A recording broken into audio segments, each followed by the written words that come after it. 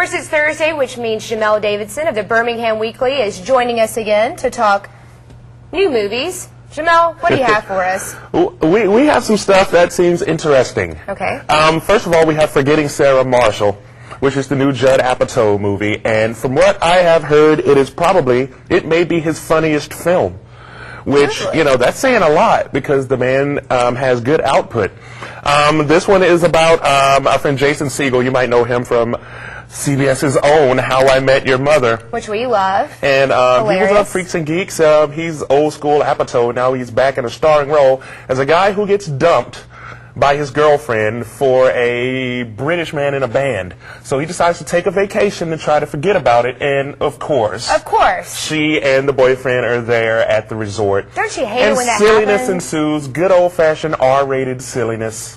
You know what's interesting about this movie, how they're promoting it? Billboards everywhere that say, my mother always hated you, Sarah Marshall, and you're like, who? But I actually had a sorority sister named Sarah Marshall, so when I saw the billboard, I was like, what? Sarah Marshall? I love Sarah Marshall. Anyway. Yeah, you know, but I digress. There's always going to be somebody that... I'm sorry, Sarah. There's going to be Poor somebody Sarah. that's hating on Sarah Marshall. But the movie Sarah Marshall is probably a terrible, terrible person, so we should forget her. But see the movie, because it looks hilarious. We like it. What else do we have? Okay, we have Forbidden Kingdom. Ah. Now, you know how I'll come on and I'll talk about movies that have combinations of things that should be the best thing ever? Right. Like, for instance, if there was a movie that had Frankenstein and ninjas in it, that's a movie you want to see. Frankenstein Ninja Chronicles, I'm there. I like that.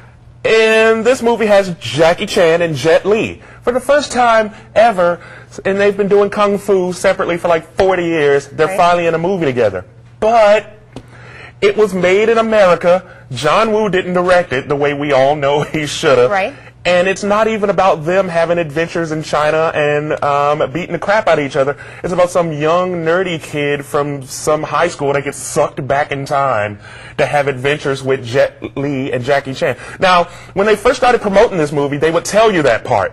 And then somebody at the studio said, oops, wait a minute. We don't want to promote the nerdy kid aspect. So if you watch trailers now, you never see that.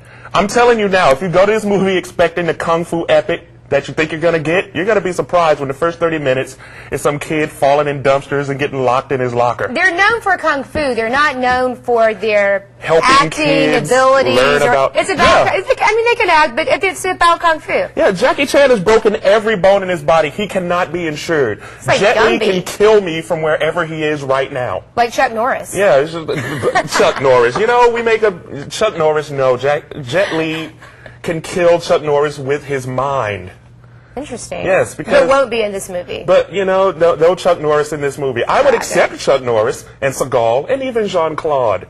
Oh, very good. Now, that's a movie. Let's get to work on that, Hollywood. Forbidden Kingdom looks fun if you don't know about that other aspect, so I'll probably wait and see it on the Netflix. I like that. What else do we have? Finally, we have 88 Minutes with Al Pacino, and it's always a good time when Al Pacino's back. You're always hoping that he'll capture that Scarface magic again.